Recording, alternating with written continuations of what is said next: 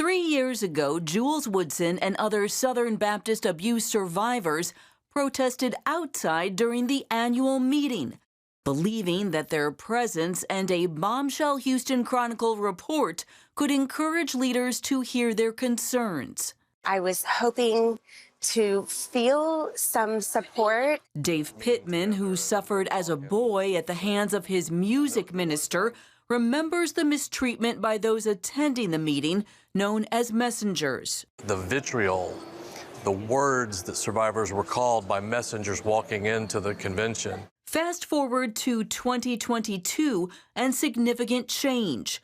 Not only did Woodson find herself posing with the new Southern Baptist president, the denomination publicly lamented a second scathing report showing how top leaders ignored or stonewalled victims for 20 years. This is our gut punch because we didn't want to see what we saw.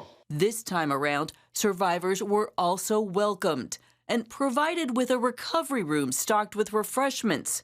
The messengers formally asked Woodson, Pittman, and 8 other survivors for forgiveness, agreed to create a database for tracking predators, and committed to seeking further reforms. For survivors, hugs and tears to see the progress. Now there's action. There's something tangible survivors can cling to and say they are doing something now. It's such a freeing feeling to think that maybe we can begin to do the work that we've always wanted to do, which is to be able to hold abusers to account, to be able to keep them from moving from church to church and keep people safe. The world has watched Southern Baptists here in ANAHEIM grapple with and move forward on historic abuse reform. But leaders and advocates say this work is just beginning. It's time for Southern Baptists to realize how nimble and resilient our Baptist polity can be. Newly elected President Bart Barber has vowed to turn the tables and make abusers the ones who feel unwelcome. It starts with a new task force that will oversee the database, consider a survivor memorial, and an ongoing care fund.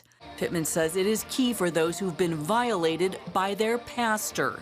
The very least that the SBC could do would be to create a fund to be able to help them, get them back on their feet, because they would not be in that situation had a minister of the Southern Baptist Convention molested and raped them and destroyed their lives. Pastor Todd Benkert has long called for abuse reform. I think the real crisis for us is how we've responded when abuse does happen. The challenge he sees now is reaching the grassroots. We have state conventions, local associations, local church. Every single layer of that has different things that we need to do to address this issue. Other pastors like Javier Chavez with the Conservative Baptist Network are asking tough questions, worried, for instance, that the database could smear an innocent pastor. Let's not make also this a denominational political witch hunt, which is very common in scenarios like that. The Sexual Abuse Task Force says only those credibly accused by confessing, receiving a legal conviction or civil judgment will be named in the database. For now, advocates say they want to see how it all plays out and will continue to support other survivors.